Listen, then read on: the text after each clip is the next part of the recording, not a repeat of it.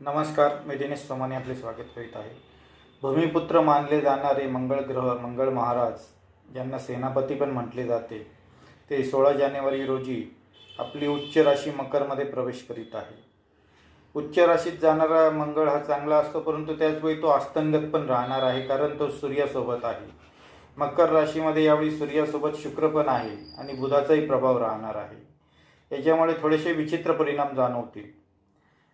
मंगळ ग्रहात सूर्यासोबत असल्यामुळे अस्तंगत राहील आणि बुधासोबत वॉर स्थिती असल्यामुळे युद्धजन्य स्थितीमुळे थोडा विचित्र परिणाम भेटेल. अर्थव्यवस्था मंदी जाणवेल, युद्धाची शक्यता वाढेल, देशादेशांमध्ये तणाव वाढेल. सर्व प्रमुख राष्ट्रप्रमुखांचे अहंकार एकमेकांना त्रास देतील, अहंकार टोकदार होतील. त्यामुळे ह्या काळामध्ये आर्थिक मंदी, युद्ध परिस्थिती यामुळे सर्वत्र चिंतेचे वातावरण राहील. याच्यातून बाहेर पडण्यासाठी प्रत्येक मनुष्याला आपल्या राशीमध्ये आणि आपल्या जन्मपत्रिकेतील स्थानानुसार त्याचे फळ मिळेल, परंतु हे कॉमन परिणाम आपल्याला सांगितले आहे. तर हे परिणाम आपल्याला कमीत कमी मिळावे आणि मंगळाच्या एनर्जीचा आपल्याला जास्तीत जास्त फायदा व्हावा, यासाठी काही उपाय थोडक्यात सांगत आहे. आपल्या घरात किंवा कार्यक्षेत्रात वायव्य कोपऱ्यामध्ये उडणाऱ्या मारुतीरायाचे चित्र लावावे.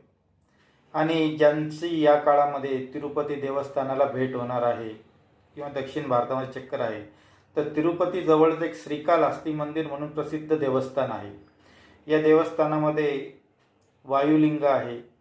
हे ठिकाण तसे राहुकेतूसाठी प्रसिद्ध आहे, परंतु वायुलिंग असल्यामुळे आपण या ठिकाणी पूजा अर्चना केली, दर्शन घेतले, तर आपल्याला मंगळाची पॉझिटिव्ह एनर्जी खूप मोठ्या प्रमाणात भेटू शकते.